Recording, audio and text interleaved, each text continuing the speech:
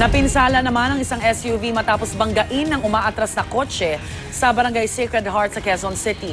Tinangkang habulin ng may-ari ng SUV ang nakabanggang kotse pero nakatakas ito. Buti na lang at naplakahan. Nagbabalik si Oscar Oida, exclusive. Sa CCTV video na ito, kuwang-kuwa ng matrasan ng isang nagmamaneobrang pulang kotse ang isang nakaparadang SUV sa Scout Limbaga Extension, Barangay Sacred Heart sa Quezon City. Sa lakas ng pagkakabangga, naitulak pa atras ang naturang SUV kahit pa naka-handbrake ito. Bigla po siyang huminto tapos umatras po ng mabilis.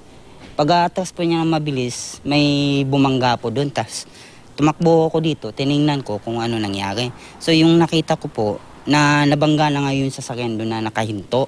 Nang lapitan naman ng saksi ang driver, may napansin pa raw siyang kakaiba. Medyo nakainom ako ata.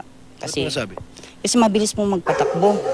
Kumbaga siya na yung nagmamayari ng kalsada. Bata pa? Medyo may bata pa po.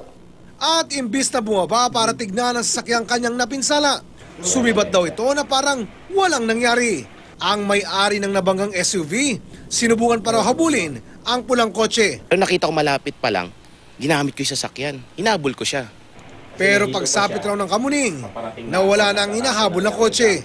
Buti na lang daw na bukod sa nakuna ng CCTV, naplakahan pa ito ng mga saksi. Bali ZPA 371.